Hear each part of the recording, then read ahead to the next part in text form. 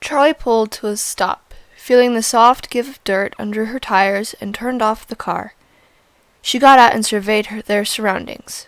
The sky was rich, dark blue, the last trails of the sunset streaking off to the west. The parking lot was unpaved, and before them lay a sprawling monster of a building, a rising acre of glass and concrete. Onto the lot. The building itself looked like an abandoned sanctuary, entombed in black trees amidst the distant roar of civilization. She looked at Jessica in the passenger seat, who was craning her neck out the window. "Is this the right place?" Jessica asked. Charlie shook her head slowly, not quite certain what she was seeing. "I don't know," she whispered. Charlie got out of the car and stood in silence as John and Carlton pulled up beside her. "What is this?" John stepped out of the car cautiously and stared blankly at the monument. "Does anyone have a flashlight?" He looked at each of them. Carlton held up his keychain and waved around the feeble glow of the penlight for a minute. "Great," John muttered, walking away with resignation. "Hold on a sec," Charlie said, and went around to her truck. "My aunt makes me carry a bunch of stuff around for emergency." Aunt Jen, loving but severe, had taught Charlie self-reliance above almost anything else. Before she let Charlie have her old blue Honda, she had insisted Charlie know how to change a tire, check the oil, and know the basic parts of the engine. In the trunk, a black box tucked in next to the jack, spare tire, and a small crowbar, she had a blanket, a heavy police-issue flashlight, bottled water, granola bars, matches, and emergency flares. Charlie grabbed the flashlight. Carlton grabbed the granola bar. Almost by silent agreement, they began to walk the building's perimeter, Charlie holding up the light in a steady beam in front of them. The building itself looked mostly finished, but the ground was all dirt and rock, uneven and soft. Charlie shone the light on the ground, where grass had grown patchy in the dirt, inches long. "No one has been digging for a while," Charlie said. The place was massive, and it took a long time to circumnavigate. It wasn't long before the rich blue of the evening was overtaken by a blanket of scattered silver clouds and stars. The surfaces of the building were all the same smooth beige concrete, with the windows too high up on the wall to see inside. "Did they really build this whole thing and then just leave?" Jessica said. "Carlton," said John, "you really don't know anything about what happened?" Carlton shrugged expansively. "I told you. I knew there was construction, but I don't know anything else."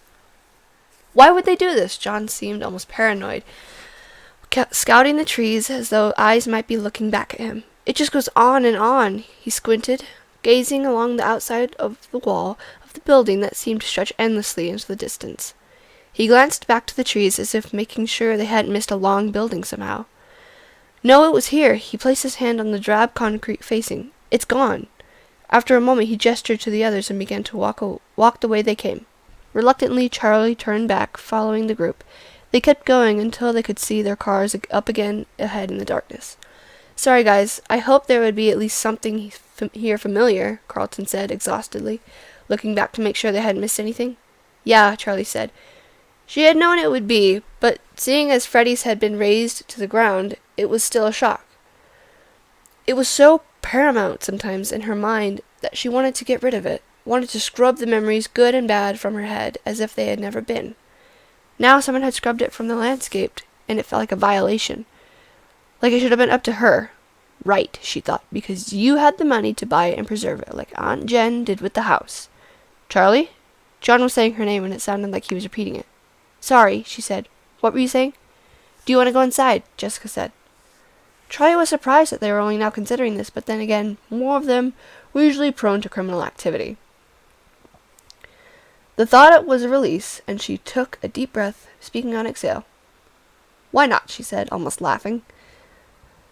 She hefted the flashlight. Her arms were getting tired. "Anyone else want a turn?" She waved it back and forth like a pendulum. Carlton took it and took a moment to appreciate its weight. "Why is this so heavy?" he said, passing it off to John. "Here you go." "It's a police flashlight," Charlie said absently. "You can hit people with it." Jessica wrinkled her nose. "Your aunt really wasn't kidding around, huh? Ever used it?"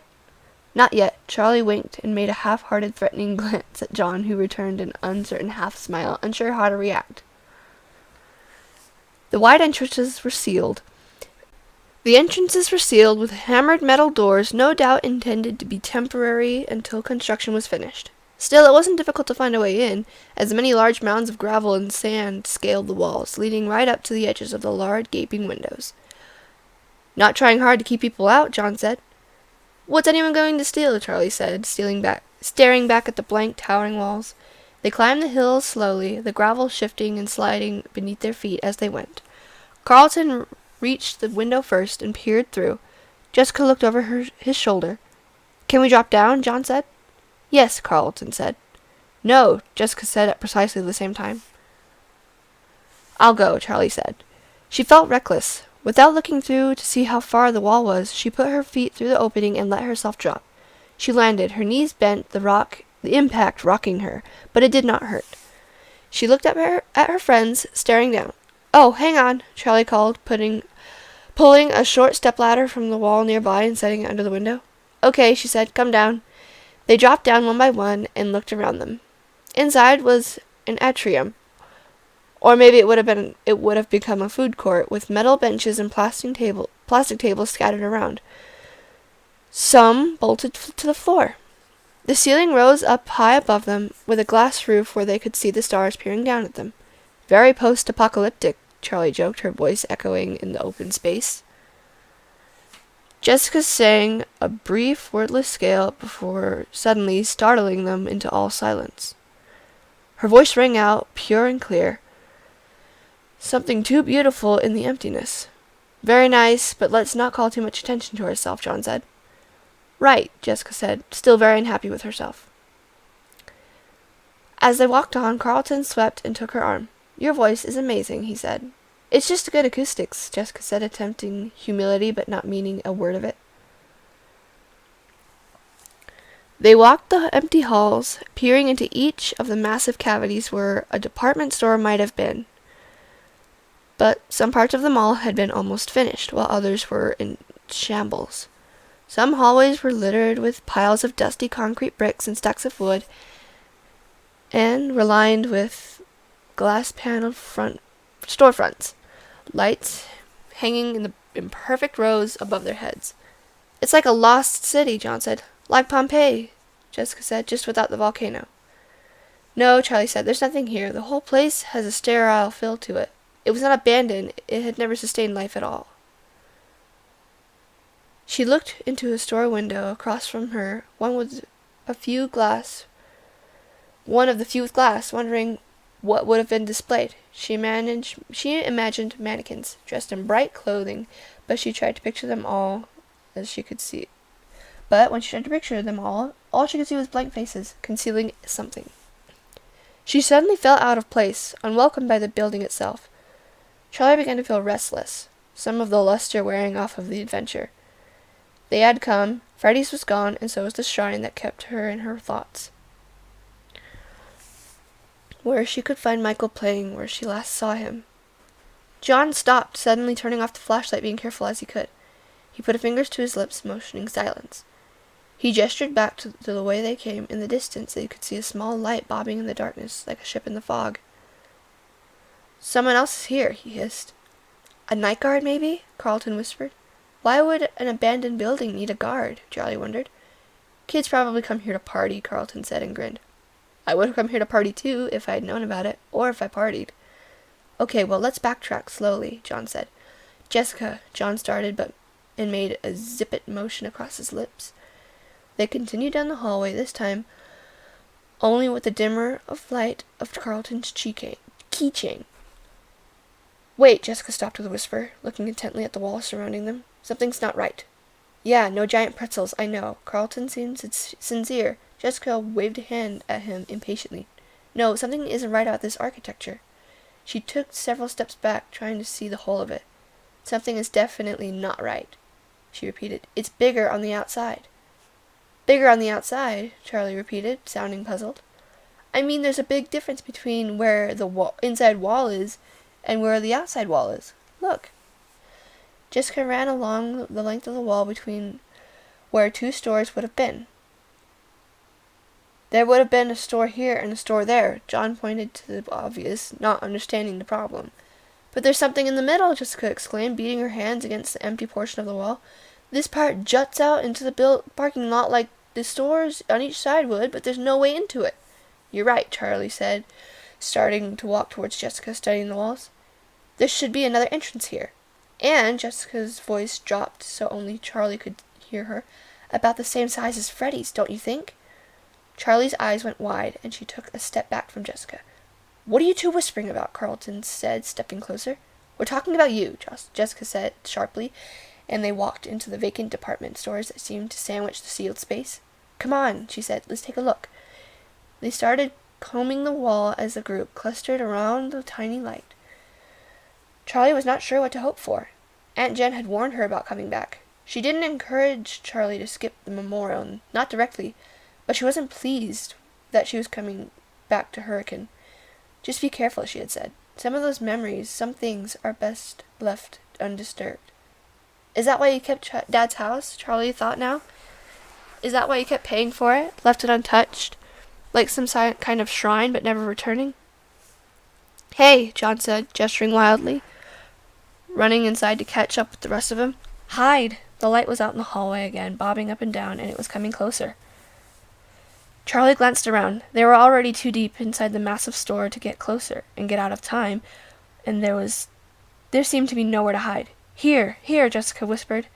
There was a break in the wall between a rig of scaffolding, and they hurried into it, squeezing past stacks of open boxes and sheets of plastic hanging from the ceiling. They made their way down what appeared to be a makeshift hallway just on the other side of the department store wall. It was really more like an alley. It was incongruous with the rest of the mall, not shiny and new, but dank and musty. One wall was unfinished, and the other wall was exposed brick, faded and smoothed with age, the mortar crumbling, leaving chinks and holes. Heavy wooden shelves of cleaning equipment stood against the wall, listing to the side, their boards sinking under the weight of old paint cans and mysterious buckets. Something was dripping from uncovered pipes overhead, leaving puddles that they all stepped carefully around. A mouse scuttled by, almost running over Carlton's foot. Carlton made a strangled sound, hand over his mouth. They crouched down behind one of the wooden shelving units, pressing up against the wall. Charlie doused for light and waited. Charlie took shallow breaths, perfectly still, watching and wishing she had picked a better position to freeze into. After a few minutes her legs started to feel numb under her, and Carlton was so close she could smell the light, pleasant scent of his shampoo. That's nice, she whispered. Thanks, Carlton said, knowing immediately what she was referring to. It comes in ocean breeze and tropical paradise. I prefer ocean breeze, but it dries the scalp. Hush, John hissed. Charlie wasn't sure why she sounded so worried. It was just a night guard, and at the worst, they would be asked to leave, maybe yelled at a little. She had an overblown aversion of getting into trouble. The bobbling light came closer. Charlie was suddenly so acutely aware of her body holding every muscle motionless. Suddenly she could make out a thin figure leaning in the grate from the great room outside. He shone his light in a long beam down the hallway, sweeping it up and down the walls. He's got us, Charlie thought, but inexplicably he turned and went, apparently satisfied. They waited for a few minutes, but there was nothing. He was gone. They all moved slowly out of their crouched position, stretching limbs that had gone to sleep. Carlton shook one foot vigorously until he could stand on it. Charlie looked down at Jessica, who was still hunched over as if frozen in time. Jessica, are you okay? She whispered. Jessica looked up, smiling. You won't believe this. She was pointing at the wall, and Charlie looked over to see. There, etched on the worn brick, were clumsy letters, almost illegible in a child's handiwork. Carlton smells like feet. You have got to be kidding me, John whispered in awe, turning to face the wall and placing both hands against it. I recognize these bricks, he laughed. These are the same bricks. His smile faded. They didn't tear it down, they built around it. It's still here! Jessica unsuccessfully tried to keep her voice down. There has to be a way in, she added, her eyes wide with almost a childish excitement. Charlie shone the light up and down the hallway, playing the light off each wall, but there was no break, no door. "There was a back door to Freddy's," John said. "Marla wrote that right next to the back door, right?" "Why didn't they just knock it down?" Charlie pondered. "Does this hallway just lead to nowhere?" Jessica asked, puzzled. "It's the story of my life," Carlton said lightly. "Wait." Charlie ran her fingers along the edge of the shelf, peering through the odds and ends crammed into it. The wall behind it looked different. It was metal, not brick. "Right here." She stepped back and looked at the others. "Help me move it," she said. John and Jessica pressed one side in a unified effort, and she and Carlton pulled on the other. It was immensely heavy, laden with cleaning supplies and large buckets of nails and tools, but it slid farther down the hall almost easily without incident. Jessica stepped back, breathing hard. John, give me the big light again." He handed it over, and she turned it on, aiming at where the shelf had stood. "This is it," she said. It was metal and rusting, splattered with paint, and a stark contrast with the walls surrounding it. There was only a hole where the handle had been. Someone must have removed it so the shelf could lie against the door. Silently, Charlie handed the flashlight back to John, and he held it above her head so she could see. She slipped around the others and tried to squeeze her fingers into the hole where the doorknob once was, trying to pull it open to no avail. "It's not going to open," she said. John was behind her, peering over her shoulder. "Just a second." He squeezed himself into the space beside her and knelt carefully. "I don't think it's locked or anything," he said. "I think it's just rusty. Look at it." The door extended all the way to the floor, its bottom ragged and unfinished. The hinges were on the other side, and the doors were caked with rust. It looked as though it had not been opened in years. John and Charlie pulled it on together, and it moved a fraction of an inch. "Yay!" Jessica exclaimed, almost shouting, then covered her mouth. "Sorry," she said in a whisper, containing my excitement. They took turns pulling on it, leaning over one another, the metal scraping their fingers. It held for a long moment, then came loose under their weight, swinging open slowly with an unearthly screech. Charlie looked nervously over her shoulder, but the guard did not appear. The door opened only about a foot wide, and they went one by one until all four were through.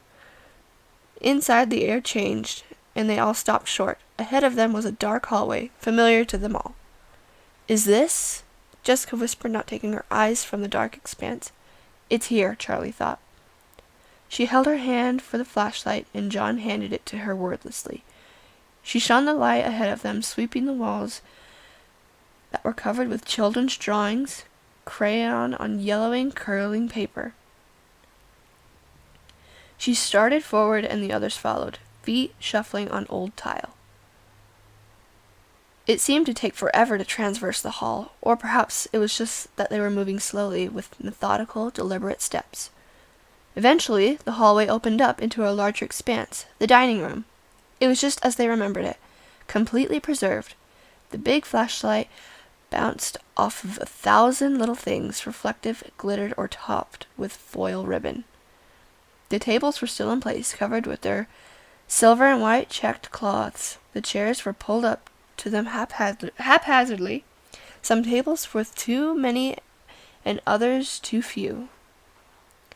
It looked as though the room had been abandoned in the middle of lunch hour. Everyone had gotten up, expecting to return, but never did. They walked in cautiously, breathing cold, stale air that had been trapped inside for a decade. The whole restaurant gave off a sense of abandonment. No one was coming back. There was a small merry-go-round barely visible in the distant corner, with 4 child-sized ponies, still at rest from their last song. In an instant, Charlie froze in place, as did the others. There they were. Eyes stared from cold, large, and lifeless. Illogical panic pulsed through her mind. Time held still. No one spoke. No one breathed, as though a predatory animal was stalking them. But as the moments passed, the fear waned until she was back again, as a child with old friends separated from one another for far too long. Charlie walked towards the eyes in a straight line. Behind her, the others were motionless. Hers were the only footsteps.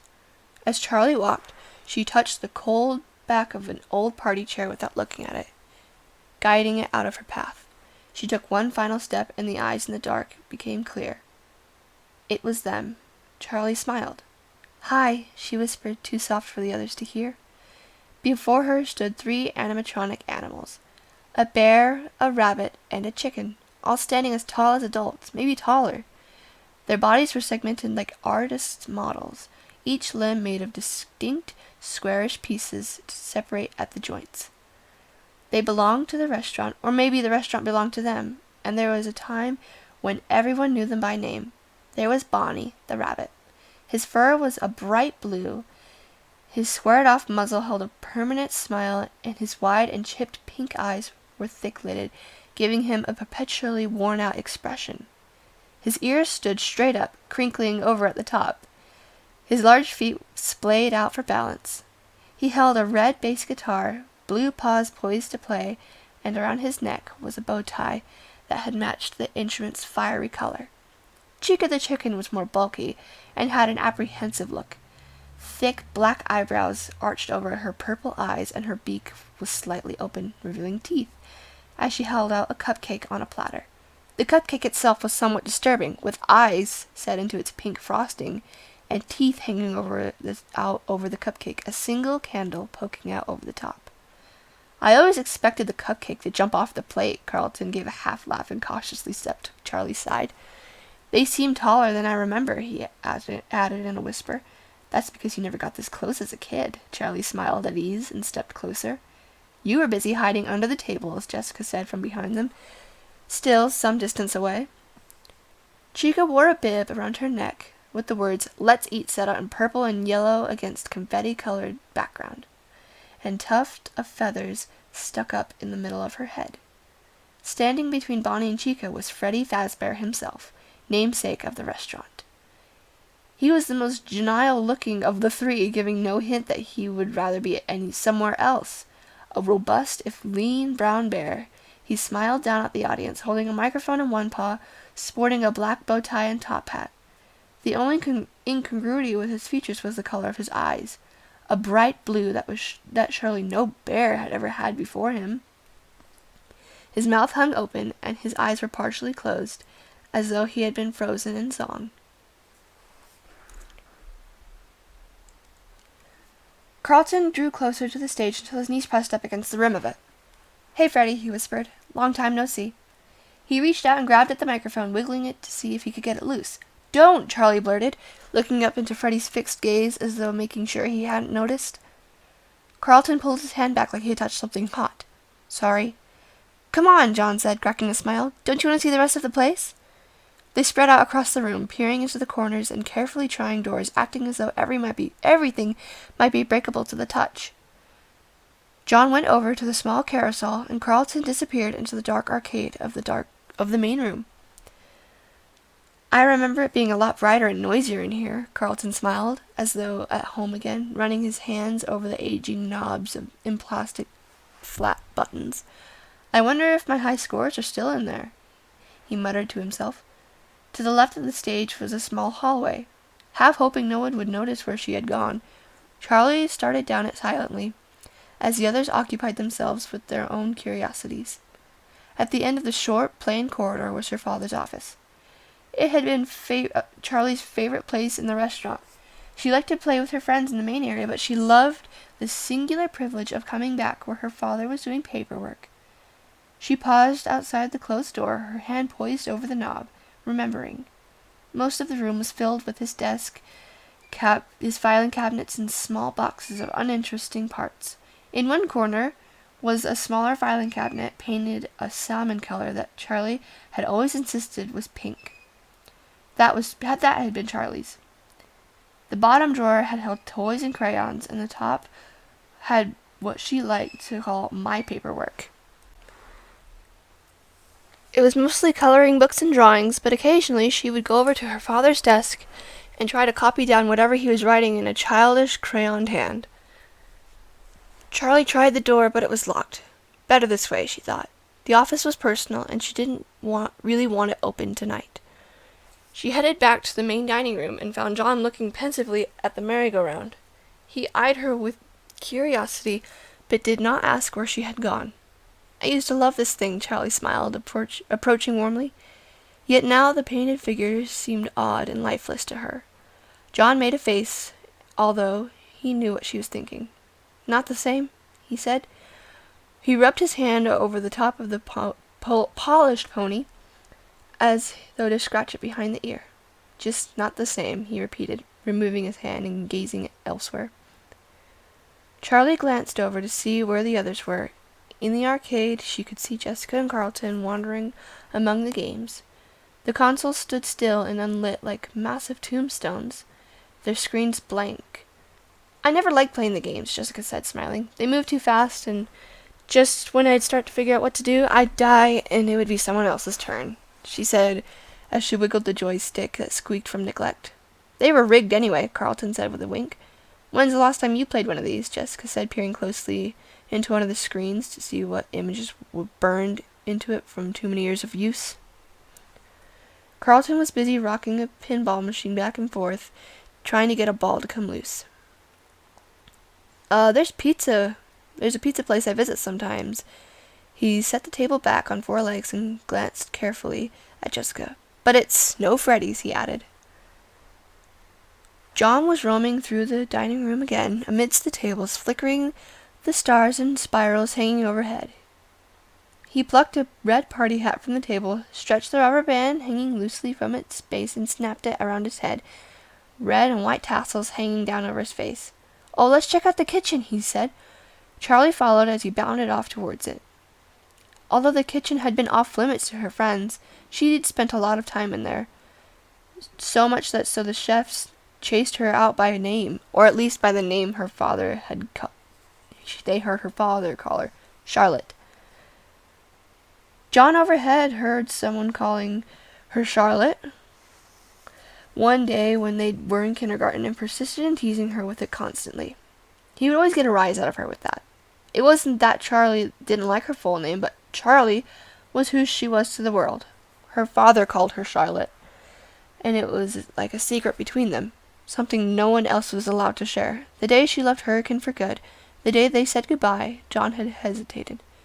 "Bye, Charlie," he said. In their cards and letters and phone calls he had never called her Charlotte again. She never asked why, and he never told her. The kitchen was still fully stocked with pots and pans, but it held little interest for Charlie in the midst of her memories. She headed back into the open space of the dining room, and John followed. At the same time, Jessica and Carlton stumbled out of the arcade, tripping into each other as they crossed the thresholds between rooms in the dark. "Anything interesting?" John asked. Gum wrapper, 30 cents, and Jessica, so no, not really," Carlton said. Jessica playfully gave him a punch in the shoulder. "Oh, have we all forgotten?" Jessica said with an evil smile, pointing to another hallway on the opposite side of the dining room. She headed toward it, and it swiftly before anyone could answer, and they followed her. The hallway was long and narrow, and the further they went, the less flashlight seemed to illuminate. At last the passage opened out into a small room for 4 private parties, set up with its own tables and private chairs. As they entered, there was a collective hush. There in front of them was a small stage and the curtain drawn. The sign was strung across the front, out of order. It read in neat, handwritten letters. They stood still for a minute. Then Jessica went up to it and poked the sign. 10 years and it's still out of order," she said. "Don't touch it," Charlie thought. "I had a birthday back here once," John said. "It was out of order then, too." He took hold of the edge of the curtain and rubbed the glittered fabric between his fingers. "No," Charlie wanted to say again, but stopped. "You're being silly," she chided herself. "Do you think he's still back there?" Jessica said playfully, threatening to make the reveal with one giant swing on the curtain. "I'm sure he is." John gave a false smile, seeming uncomfortable for the first time. Yes, he's still there, Charlie thought. She stepped back cautiously, suddenly becoming aware of the drawings and posters surrounding them like spiders on the wall. Charlie's flashlight carefully inched from picture to picture, all depicting different variations of the same character. A large and energetic pirate fox with a patch over one eye and a hook for a hand, usually swinging in to deliver pizza to hungry children. "This is the room where you were the one hiding under the tables," Jessica said to Charlie, trying to laugh. "But you're a big girl now, right?" Jessica climbed up onto the stage unsteadily, almost losing her footing. John reached out a hand to steady her as she righted herself. She giggled nervously, looking down at the others as though for guidance, then grabbed a hold of the tasseled edge of the fabric. She waved her other hand in front of her face as the dust fell from the cloth. "Maybe this isn't a good idea?" She laughed, but there was an edge to her voice like she really meant it. And she looked down at the stage for a moment, as though poised to climb back down. Still, she didn't move, taking the edge of the curtain again. "Wait," John said. "Can you hear that?" They were all dead silent, and in the silence, Charlie could hear them all breathing. John's breaths were deliberate and calm. Jessica's were quick and nervous. As she thought about it, her own breathing began to feel odd, like she had forgotten how to do it. She didn't hear anything. "I don't hear anything," she said. "Me neither," Jessica echoed. "What is it?" "Music." He gestured back all the way that they had come. "From the stage?" Charlie cocked his head to the side. "I don't hear it." "It's like a music box," he said. Charlie and Jessica listened carefully, but their blank expressions didn't change. "It stopped, I guess," John said, returning to his gaze forward. "Maybe it was an ice cream truck," Jessica whispered. "Hey, that wouldn't be so bad right now." John appreciated the levity. Jessica returned her attention back to the curtain, but John began to hum a tune to himself. "It reminded me of something," he mumbled. "Okay, here I go," Jessica announced. She did not move. Charlie found her eyes drawn to Jessica's hand on the curtain, her pink, manicured nails pale against the dark, glittery fabric. It was almost like the hushed moment in a theater crowd when the lights would go dark but the curtains had not yet risen. They were all still, all anticipating, but they were not watching a play, no longer watching a game. All the mirth had gone out of Jessica's face. Her cheekbones stood out stark in the shadows, and her eyes looked grim, as though the simple thing she was about to do might be of terrible consequences. As Jessica hesitated, Charlie realized her hands hurt. She was making a fist so tight her nails dug into her flesh, but she could not force her grip to loose. A crash sounded from back the way they came, a cascading, clanging noise ringing out and filling the whole space. John and Charlie froze, meeting each other's eyes in a sudden panic. Jessica dropped the curtain and leapt off the stage, bumping into Charlie, knocking the light out of her hands. "Where's the way out?" she exclaimed, and John came over to help. They hurriedly searched the walls, and Charlie chased the light beam spiraling across the floor. Just as they were all back to their feet, Carlton came trotting in. "I knocked a bunch of pots in the kitchen," Carlton exclaimed, an apology amid the panic. "I thought you were with us," Charlie said. "I wanted to see if there was any food left," Carlton said, not making it clear if he'd found anything or not. "Seriously?" John laughed.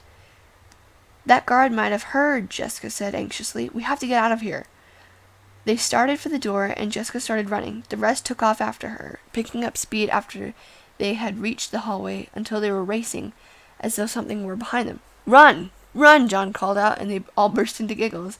The panic feigned, but the urgency real. They squeezed back through the door one by one, and pushed it shut with the same painful squeal. Carlton and John leaning on it, making sure it was sealed. They all took hold of the shelf, hefting it back into place, and replacing the tools so that it appeared undisturbed. "Look good?" Jessica said, and John tugged on her arm, guiding her away. They made their way quickly but carefully back the way they came, only using Carlton's penlight, back through the empty hallways and the open atrium to the parking lot. The guard's light did not appear again. "Little anticlimactic," Carlton said with disappointment, checking back one more time in hopes they were being chased. "Are you kidding?" Charlie said as she went back to her car, already pulling the keys free from her pocket. She felt as though something locked deep inside her had been disturbed, and she was not sure if that was a good or bad thing. "It was fun!" John exclaimed, and Jessica laughed. "That was terrifying!" she cried. It can be both, Carlton said, grinning widely. Charlie began to laugh, and John joined in. What? Jessica said. Charlie shook her head, still laughing a little. It's just, we're all exactly the same as we were. I mean, we're totally different and older and everything, but we're the same. You and Carlton sound exactly like you did when we were 6. Right, Jessica said, rolling her eyes, but John nodded. You know what you mean. I know what you mean, he said. And so does Jessica. She just doesn't like to admit it. He glanced back at them all. Is everyone sure that guard didn't see us? He said. We can outrun him now, Carlton said reasonably, his hand resting on the car. I guess, John said, but he didn't sound so convinced. You haven't changed, you know, Jessica said with a certain satisfaction. Stop looking for problems where there aren't any. Still, John said, glancing back, we should get out of here. I don't want to push our luck. See y'all tomorrow, then? Jessica said as they parted ways. Carlton gave a little wave over his shoulder. Charlie's heart sank a little as Jessica settled herself into the passenger seat, tidily buckling herself in. She had not been looking forward to this. It wasn't that she didn't like Jessica, just that being alone with her was uncomfortable. She still wasn't much more than a stranger. Charlie was still exhilarated from the night's adventure, and the lingering adrenaline gave her a new confidence. She smiled at Jessica. After tonight, they suddenly had something very much in common. Do you know which way the motel is? She asked, and Jessica nodded, and reached for the purse down at her feet. It was small and black with a long strap, and on the drive to the construction site, Charlie had already seen her remove a lip gloss, a mirror, a pack of breath mints, a sewing kit, and a tiny hairbrush. Now she pulled out a small notebook and a pen. Charlie smiled. Sorry, how much stuff do you have in that thing? She said, and Jessica looked at her with a grin. The secrets of the purse must not be disclosed, she said playfully, and they both laughed. Jessica started reading Charlie the directions, and Charlie obeyed, turning left and right without paying much attention to her surroundings. Jessica had already checked in, so they went in straight to their room, a small beige box of a room with 2 double beds covered in shiny brown spreads. Charlie set her bags on the bed closest to the door, and Jessica went into the window. As you can see, I splurged the room with the view, she said, and flung the curtains open dramatically to reveal 2 dumpsters and a dried-out hedge. I want to have my wedding here. Right, Charlie said, amused. Jessica's prim demeanor and fashion model looks made it easy to forget that she was smart as well. As children, she remembered being slightly intimidated every time they got together to play, then remembering after the first few minutes how much she liked her. She wondered if it was hard to make friends for her looking the way she did, but it wasn't the kind of thing you could really ask someone. Jessica flopped down on the bed, lying across it to face Charlie. So, tell me about you, she said confidently, mocking the way a talk show host or someone's nosy mother would say. Charlie shrugged awkwardly, put on the spot. What does that mean? She said.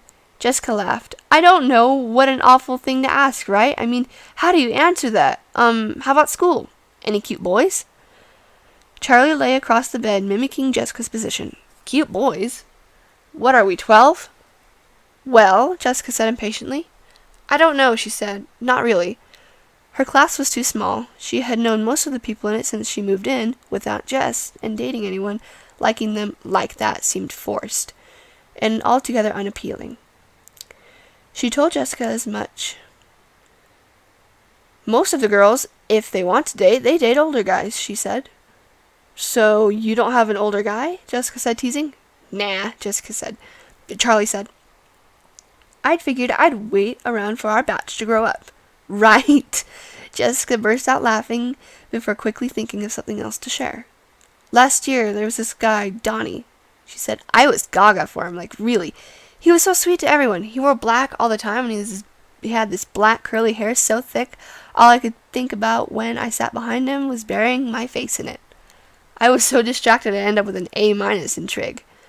He was super artistic, a poet, and he carried around one of those black leather notebooks, and he was always scribbling something in it, but he would never show anybody. She sighed dreamily. I figured if I could get him to show me his poetry, I could really come to know his soul, you know? So did he ever? Charlie said. Oh yeah, she said, nodding empathetically. I asked him out finally, you know, 'cause he was shy and he was never gonna ask me.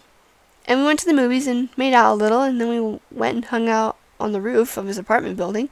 I told him all about how I want to study ancient civilizations and go on archaeological digs and stuff. And he showed me his poems. And how did you come to know his soul? Charlie said.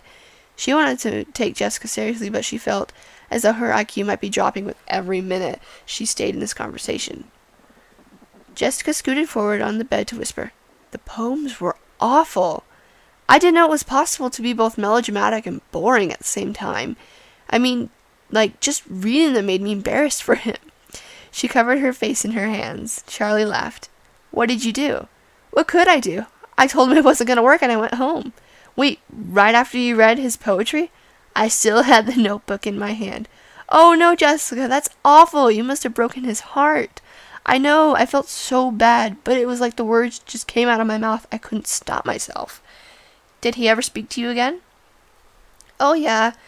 He's perfectly nice, but now he takes statistics and economics and wears sweater vests." "You broke him!" Charlie threw a pillow at her, who sat upright and caught it. "I know, he's probably a millionaire stockbroker instead of a starving artist, and it's all my fault," she grinned. "Come on, he'll thank me someday." Charlie shook her head. "Do you really want to be an archaeologist?" "Yeah," Jessica said. "Huh," said Charlie. "Sorry, I thought..." She shook her head. "Sorry, that is really cool. You know, you thought I wanted to do something in fashion," Jessica said. "Well, yeah, it's okay," Jessica said. I did too. I mean, I do. I love fashion, but there's only so much to do. So much to it, you know? And I think it's amazing to think that how people lived 1,000 years ago, or 2,000, or 10. They were just like us, but so different. I like to imagine in other times, other places, who I would have been. Anyway, what about you?" Charlie rolled over onto her back, looking up at the ceiling. The tiles were made of loose, stained styrofoam, and the one overhead was askew. "I hope there aren't any bugs up there," she thought. "I don't know," she said slowly. "I think it's really cool that you know who you want to be, but I just never had that kind of plan." "Well, it's not like you could have to figure it out right now," Jessica said. "Maybe," Charlie said, "but I don't know. You know what you want to do. John's known since he could hold a pencil that he wanted to be a writer, and he's already getting published. Even Carlton. I don't know what he has planned, but you can just see that there's a scheme brewing behind all his kidding around. But I just don't have that kind of direction." "It doesn't really matter," Jessica said. "I don't think most people know at our age. Plus, I might change my mind or not get into college or something. You never know what's going to happen. Hey, I'm going to get changed. I want to get some sleep." She went into the bathroom, and Charlie stayed where she was, gazing at the sorry-looking ceiling. She supposed it was becoming a defect, her earnest refusal to consider the past or future. "Live in the present moment," her Aunt Jen said often, and Charlie had taken it to heart. Don't dwell on the past. Don't worry about things that may never happen. In 8th grade, she had taken a shop class, vaguely hoping the mechanical work might spark something of her father's talent, might unleash some inherited passion lying latent within her, but it had not. She had made a clumsy-looking birdhouse for the backyard. She never took another shop class, and the birdhouse only attracted one squirrel who promptly knocked it down. Jessica came out of the bathroom wearing pink striped pajamas, and Charlie went in to get ready for bed, changing and brushing her teeth hurriedly. When she came out again, Jessica was already under the covers with the light by her bed turned off. Charlie turned hers off too, but the light from the parking lot still shone from the windows, somehow filtering past the dumpsters. Charlie stared up at the ceiling again, her hands behind her head. "Do you know what's going to happen tomorrow?" she asked. "I don't really know. Jessica said. "I know it's a ceremony at the school." "Yeah, I know that," Charlie said. "Are we going to have to do anything? Like, do they want us to speak?" "I don't think so," Jessica said. "Why, do you want to say something?" "No, I was just wondering." "Do you ever think about him?" Jessica said. "Sometimes. I try not to," Charlie said, half truthfully.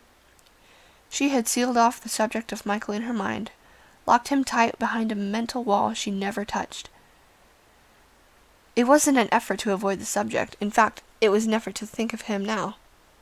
"What about you?" she asked Jessica. "Not really," she said. "It's weird, right? Something happens and it's the worst thing you can ever imagine, and it's just burned into you at the time like it's going to go on forever. And then the years go by and it's another thing that's happened. Not like it's not important or terrible, but it's in the past just as much as everything else. You know?" "I guess," Charlie said. But she did know. "I just try not to think about those things." "Me too." "You know, I just went to a funeral last week." "I'm sorry," Charlie said, sitting up. "Are you okay?" "Yeah, I'm fine," she said. "I barely even knew him. He was just an old relative who lived 3 states away. I think I met him once, and I hardly remember. We went mostly for my mom's sake. But it was like an old-fashioned funeral parlor, like in the movies with an open coffin.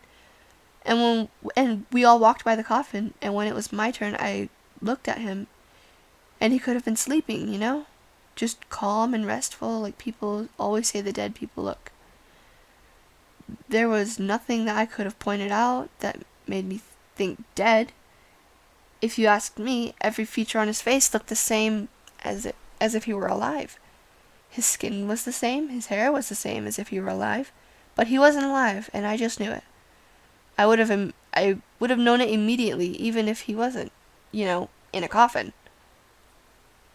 "I know what you mean.